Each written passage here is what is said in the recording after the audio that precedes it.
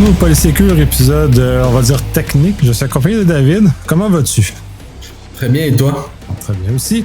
C'est ta deuxième apparition, cette fois-ci plus dans ton rôle académique, ton rôle de ton day job finalement.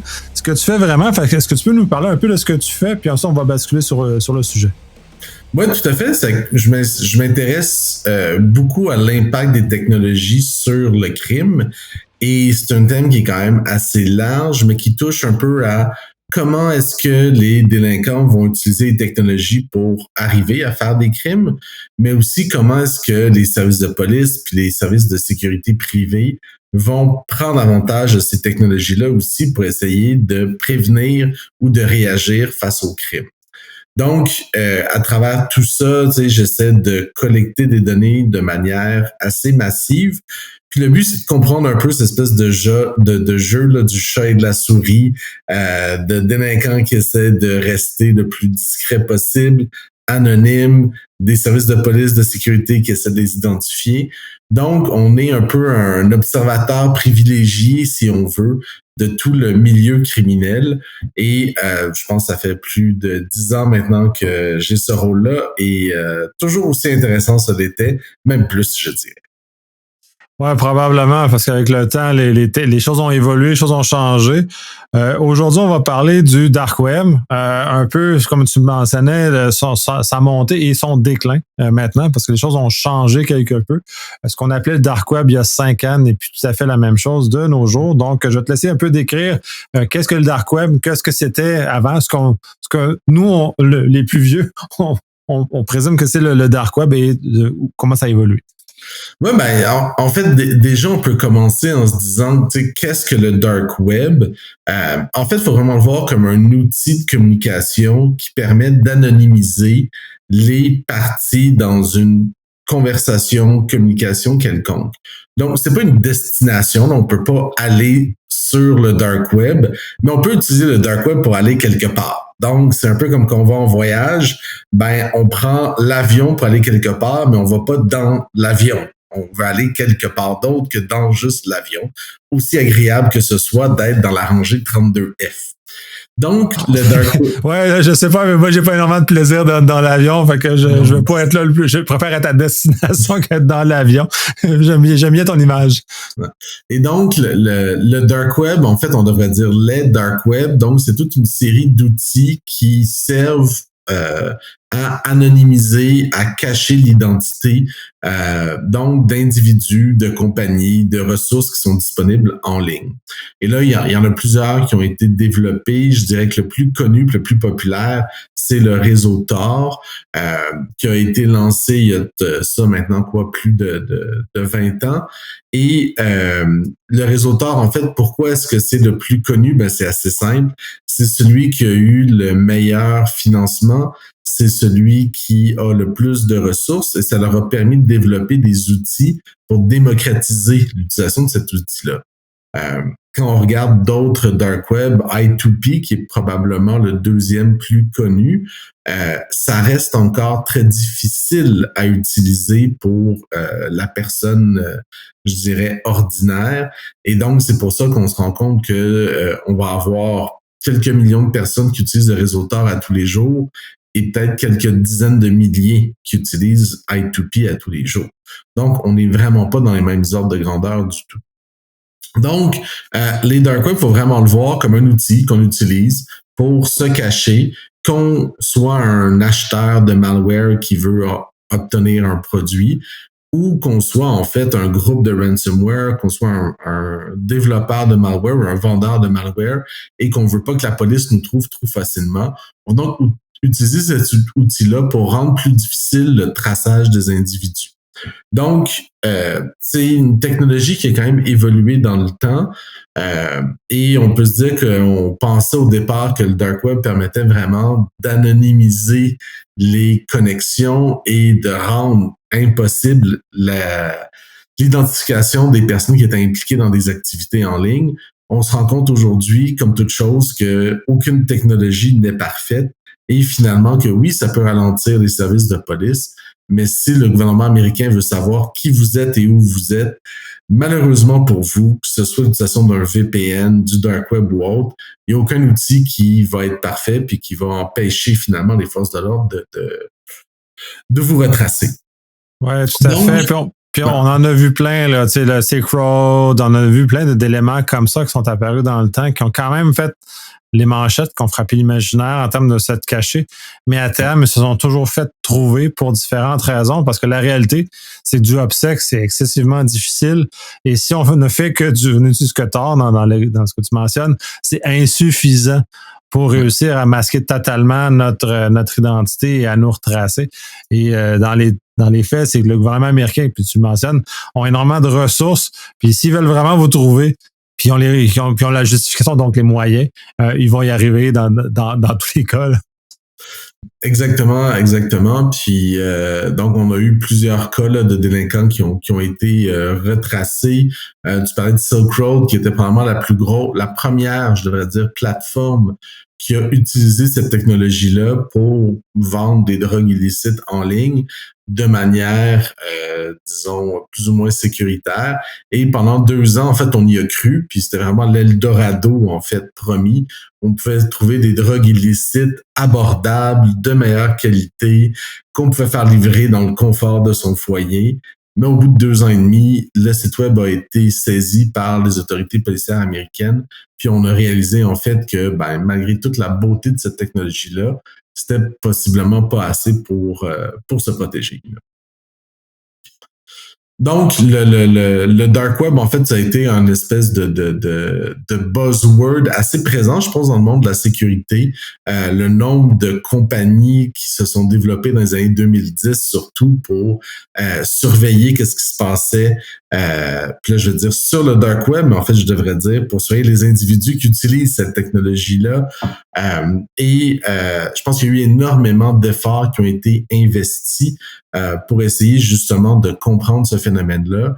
Et je pense qu'à peu près tous les conseils d'administration de grandes entreprises se sont posés la question, mais quel est notre risque avec le dark web en sachant pas trop, en fait, quelles questions se poser, quelles réponses attendre, mais sachant qu'il fallait faire un chèque avec beaucoup de zéros pour être capable de savoir un peu quel était leur risque lié finalement à cette technologie-là. Ouais, ça a frappé beaucoup l'imaginaire sur le dark web. De toute façon, juste le mot dark web est très, très obscur et frappe l'imaginaire. Donc, les gens se sont beaucoup excités par rapport à ce genre de choses-là. Quand dans les faits, ce n'est qu'un dépôt de données illicites, souvent qui émanent de fuites de données qui sont revendues notamment, et pas juste ça, mais c'est pour ça que ça a été principalement connu. Puis, comme tu le mentionnes, l'échec à beaucoup de zéros, c'était pour vérifier si les données d'une compagnie s'y trouvaient. Et s'y trouvaient, de pouvoir agir avec diligence pour régler le problème. Puis là, si je peux même me permettre de te corriger, c'est pas que les données se trouvent sur le dark web, c'est en fait que des délinquants vont mettre des sites web en ligne et vont les organiser, les structurer de telle manière à ce qu'ils soient seulement accessibles si on passe par le dark web pour, en fait, cacher la localisation de leur serveur, puis aussi pour ne même pas savoir qui sont leurs visiteurs, finalement. Donc, le dark web, on a vu qu'il y a beaucoup de ressources, en fait, qui ont été développées. En fait, beaucoup de sites web qui ont été développés. On a vu, en fait, tous les services web qui existent. Ça peut être des chats, ça peut être des courriels. Tout ce qui existe sur l'Internet, en fait, peut être utilisé en passant par le dark web et ça permet donc d'anonymiser un peu notre identité. Et là-dessus, c'est assez difficile là, de savoir en fait c'est quoi l'ampleur du phénomène.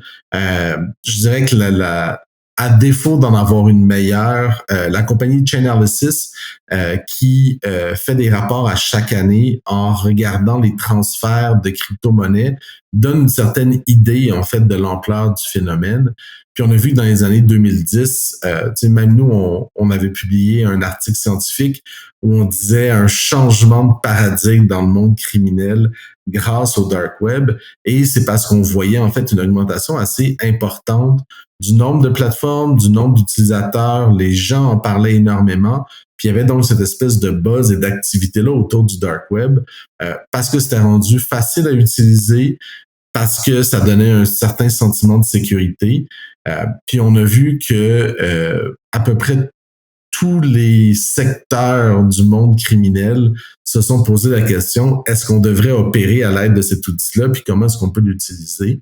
Et c'est pour ça qu'on a vu, en fait, énormément de plateformes individuelles. Là, on pouvait acheter des identifiants, des mots de passe, des numéros de carte de crédit, un peu tout ce qu'on connaît du monde de la fraude puis des crimes économiques. Mais même aussi, la plupart des marchés illicites qui ont transféré, en fait, à l'aide de l'outil du réseau Tor, pour être capable de faire des plateformes, les premières plateformes mondiales, par exemple, de vente de drogue illicite, mais ça peut être aussi pour vendre des technologies qui étaient peut-être pas disponibles à l'export, pour vendre du malware et d'autres produits cyber. Donc, on a vu les deux, en fait, monter en puissance. Puis aussi, évidemment, les services de chat là, qui permettent donc de chatter ensemble de manière peut-être un peu plus discrète et avec une couche supplémentaire de sécurité, même si, encore une fois, c'est pas tout à fait parfait. Puis, ce qui a été, je pense, intéressant dans les dernières années, c'est le fait qu'on a vu un peu la montée jusqu'à 2017-2018. Et à partir de ce moment-là, on a réalisé quand même que les services de police, même si ça prend un certain temps à s'organiser, peuvent être quand même assez efficaces. Puis on a vu certaines opérations policières qui ont été assez sophistiquées. Et même moi-même, en tant qu'expert, j'étais quand même impressionné dans le sens où les opérations que j'ai vues à partir de ce moment-là, si on m'avait demandé quelle serait l'opération policière parfaite à déployer, c'est vraiment ce qu'on a vu. Et on a vu donc que les services de police, particulièrement aux Pays-Bas et aux États-Unis, en Allemagne aussi, sont devenus en fait extrêmement efficaces pour s'attaquer aux personnes qui utilisent le réseau Tor. Et je ne sais pas si tu as suivi un peu là, les différentes évolutions, les différentes opérations policières. Mais ça a culminé donc avec Alphabet, qui était vraiment la plus grosse plateforme sur le dark web à l'époque, et avec donc son administrateur, la personne qui le contrôlait, qui était même un Québécois qui vivait en Thaïlande. Et donc, le Québec, apparemment, on est capable d'exporter des délinquants de grand niveau, donc qui opèrent à travers le dark web. Oui, c'est intéressant. Puis à travers ça aussi, puis ça, Tor a ses avantages, mais ses inconvénients. Puis ça, un des éléments qui est très fort maintenant, qui est plus mieux connu maintenant, c'est que les nœuds de sortie sont généralement contrôlés par des forces de police, par le renseignement, par ce genre de choses-là. Donc, c'est là où dire que c'est sécurisé est complètement faux. Mais dire c'est juste plus anonymisé jusqu'à certains égards, mais tout ce qui est dans les nœuds de sortie est hyper analysé par les différents services de renseignement, notamment. Là. Mais faut voir la façon dont Tor fonctionne, c'est en fait que au lieu de se connecter à un serveur directement, on va passer à travers une série de 3 relais qui devraient en théorie être choisis aléatoirement parmi un bassin de relais disponibles. Et si ces 3 relais-là ne sont pas contrôlés par la même personne, on est capable d'anonymiser notre connexion finalement puis de protéger notre identité. Maintenant, un des gros problèmes, c'est que le réseau Tor optimise pour la vitesse et l'efficacité, ce qui veut dire que on va prendre des relais qui sont géographiquement proches de nous. Et déjà, c'est un problème parce que si moi je suis au Canada et que je prends 3 relais au Canada, évidemment, je m'expose à ce que, justement, un peu comme tu le dis, ce soit la police qui opère les relais que je vais utiliser versus si c'est un relais au Brésil, un au Japon, puis un en Afrique du Sud, où il faudrait peut-être d'avoir une certaine collaboration internationale qui est plus difficile. L'autre chose, c'est que le réseau Tor optimise encore une fois pour l'efficacité, ce qui veut dire que si moi j'opère un relais au Canada qui est extrêmement rapide avec beaucoup de bandes passantes, beaucoup de gens vont vouloir prendre mon relais parce que j'ai une bonne connexion, ce qui fait que même si on a 7000 à peu près relais disponibles dans le monde, la plupart de ces relais-là ont en fait des bandes passantes qui sont plutôt limitées, ce qui fait qu'il y a un tout petit groupe de relais qui est responsable pour une partie très importante du trafic du réseau Tor.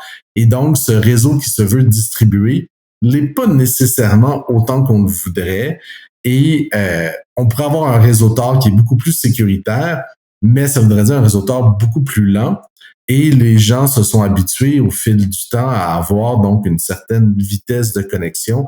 Et je ne sais pas si on pourrait vraiment revenir en arrière et de se dire allons-y pour quelque chose de plus sécuritaire finalement.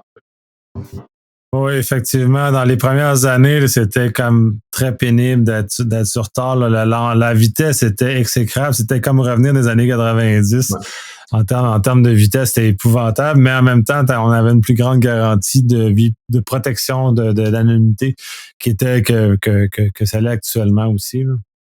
Exact. Et donc, on a vu énormément d'énergie et de réaction face aux attaques qui utilisaient le réseau Tor. Et je l'ai dit dans plusieurs entrevues dans le passé, mais au cours des dernières années, je pense qu'il y avait plus de danger pour les délinquants à utiliser le réseau Tor que d'avoir une plateforme qui était juste sur l'Internet, simplement parce que l'attention policière, un peu comme l'attention dans les conseils d'administration, était quel est le risque pour le Dark Web? Comment est-ce qu'on peut arrêter des gens sur le Dark Web? C'est rendu comme un peu le trophée de chasse, disons, le plus couru qu'on pouvait obtenir. Et même s'il y a eu énormément d'opérations policières, il y a eu très peu de personnes arrêtées, simplement parce que le crime aujourd'hui est international. On n'a pas nécessairement la chance de bâtir des dossiers sur beaucoup de gens. Et même si, par exemple, j'arrivais à remonter jusqu'à ton adresse IP à toi, il faut quand même que je prouve que tu étais derrière le clavier au moment où le crime est arrivé et que c'était pas, par exemple, un ami qui était de passage à Québec qui a décidé que parce qu'il dormait chez vous, qu'il allait hacker la Banque d'Angleterre.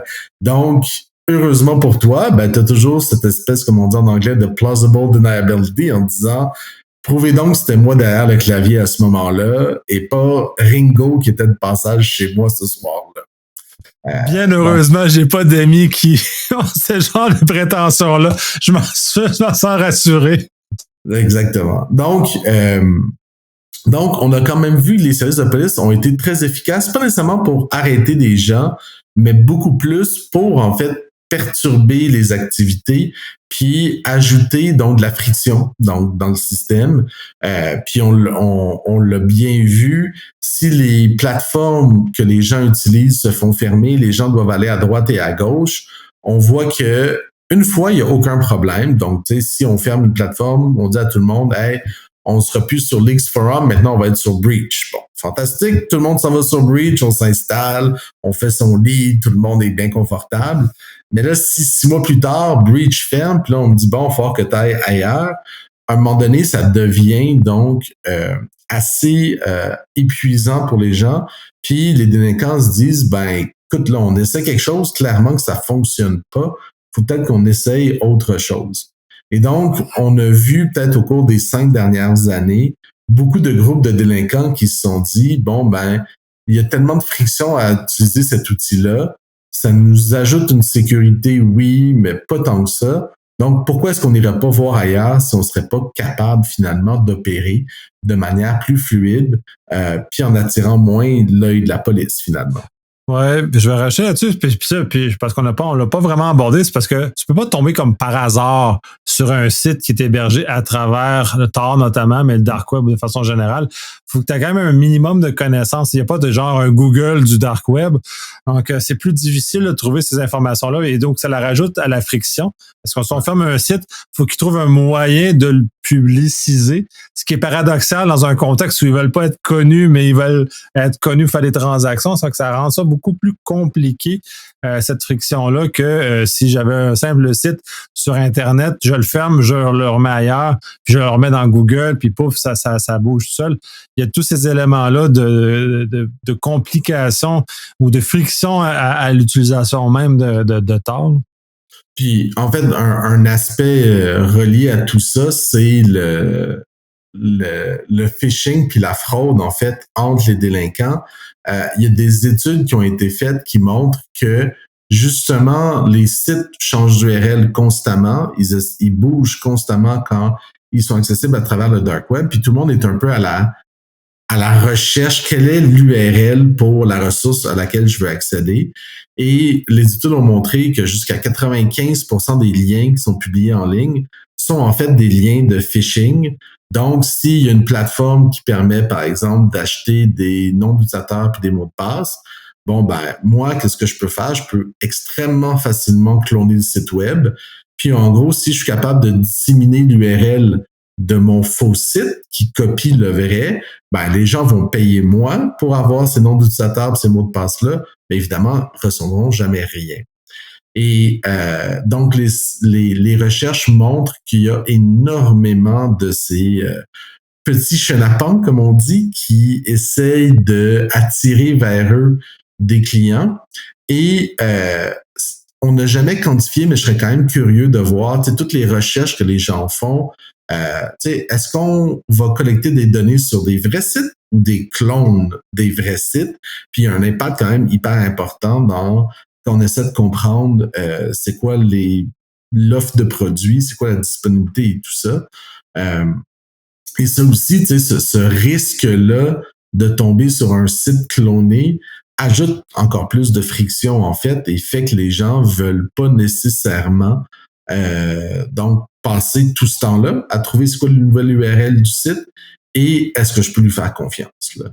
Et donc, c'est là où, justement, on a vu un déplacement puis une montée en puissance d'autres canaux de communication, notamment Telegram, qui aujourd'hui, on parle de 700 millions d'utilisateurs. Il y a énormément d'utilisation légitime de Telegram, mais c'est aussi devenu, pour plein de raisons, parce que c'est facile à utiliser, tout le monde l'a sur son téléphone, on peut parler en temps direct, puis on a tout l'aspect de robot et d'API qui permet aux vendeurs, en fait, d'opérer des boutiques automatiques qui sont de plus en plus prisées.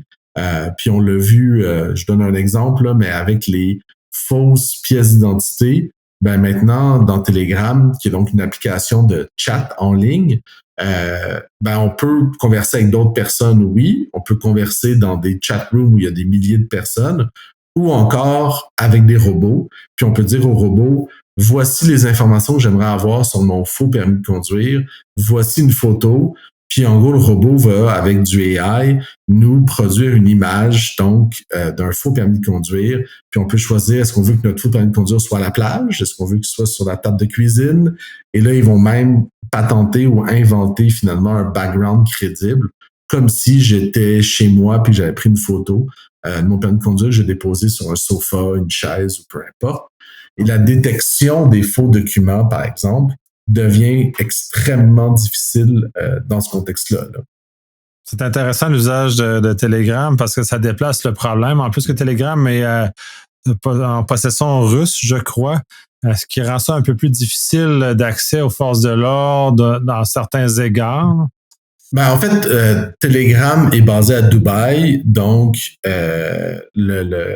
le concepteur, la personne qui a financé puis développé donc Telegram, c'est celui qui avait parti donc le Facebook russe et qui s'était fait dire par le Kremlin que ben finalement le Facebook russe, ça serait bien si le Kremlin était capable d'aller chercher donc et d'avoir accès à toutes les données privées des gens.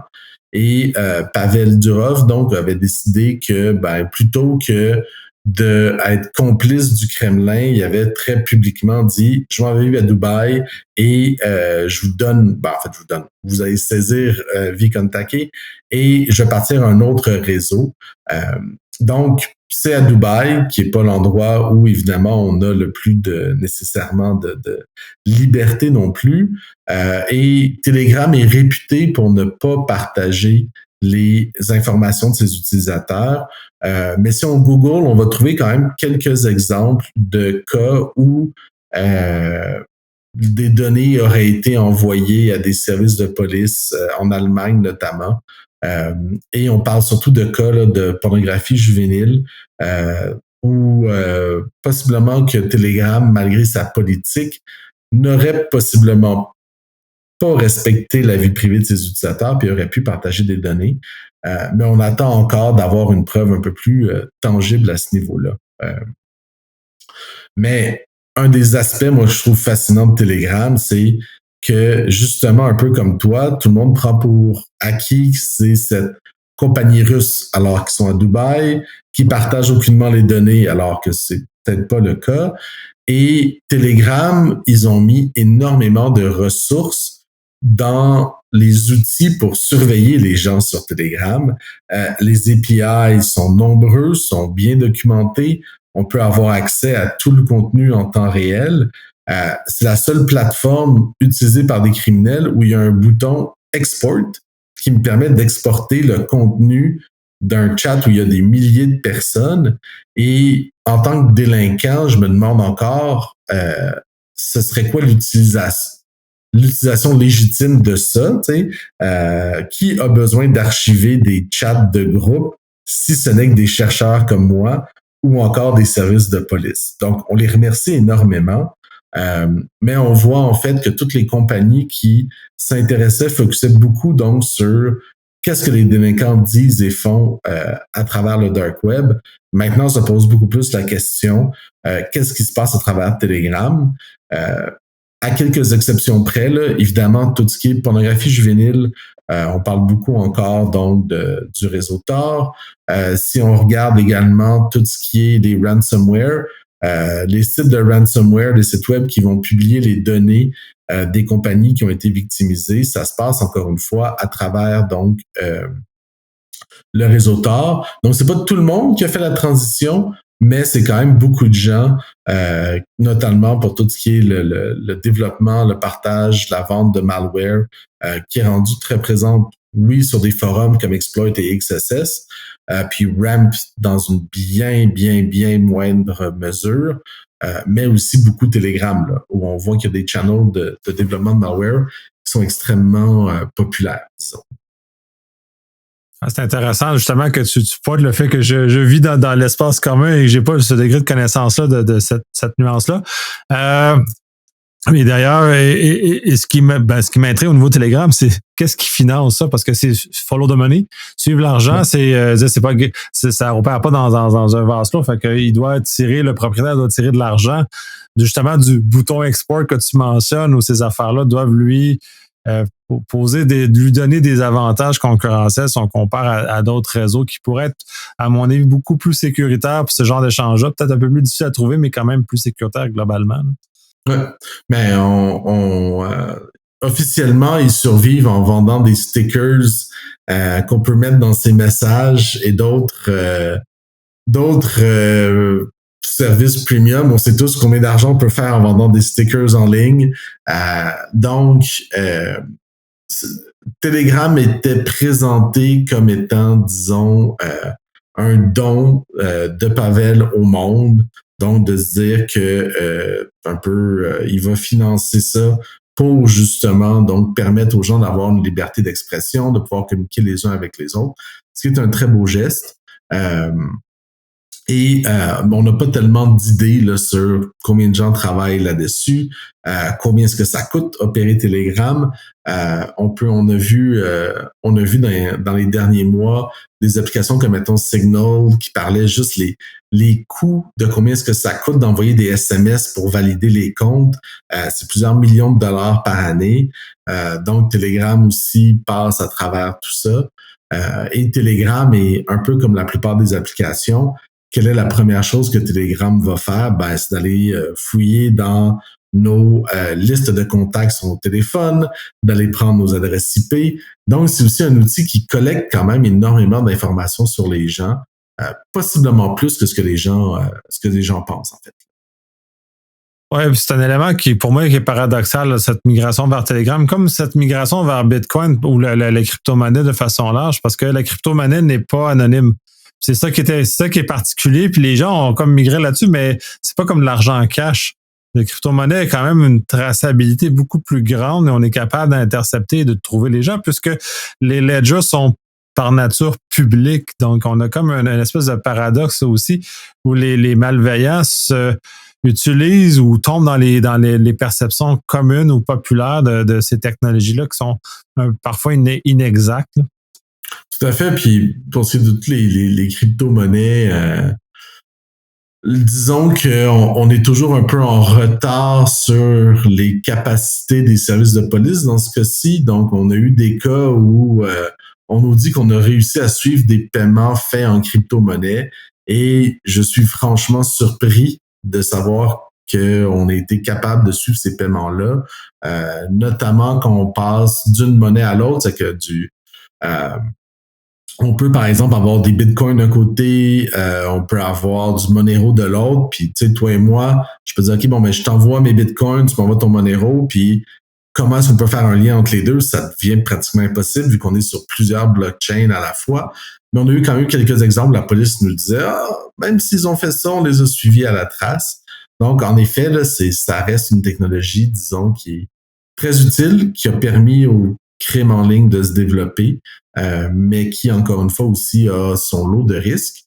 Je pense qu'on est capable, on pourrait être anonyme en utilisant ces monnaies-là, mais ça demande un degré de sophistication quand même assez élevé là, à ce niveau-là.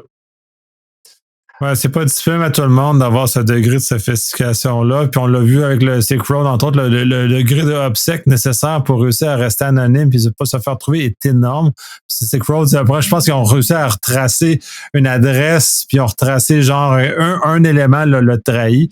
Et ça n'en prend pas beaucoup à la police, surtout quand il y a des éléments énormes comme ceux-là. D'observer et de faire cette corrélation-là.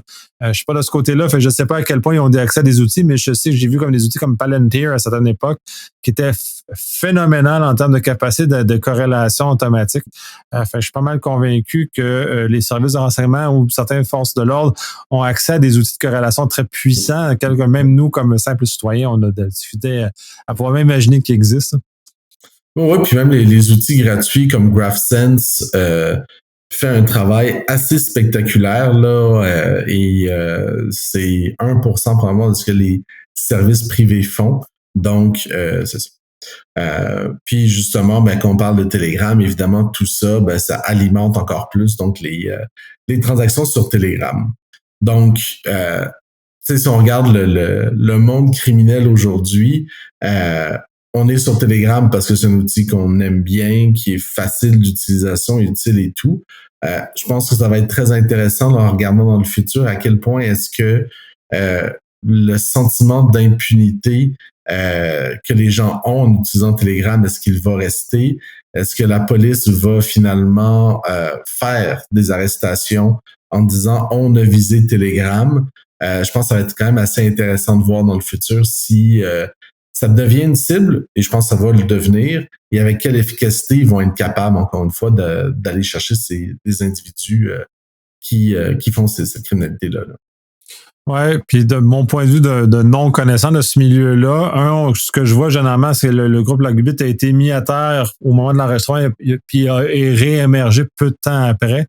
Donc, cette capacité-là à ces groupes-là de réémerger rapidement et de se retourner rapidement, ce qui fait qu'un peu comme tu mentionnes, il n'y a pas tant d'arrestations qu'ils font juste comme couper les infrastructures technologiques puis ils font que les gens continuent, ils font juste bouger ou migrer vers des éléments secondaires ou différents.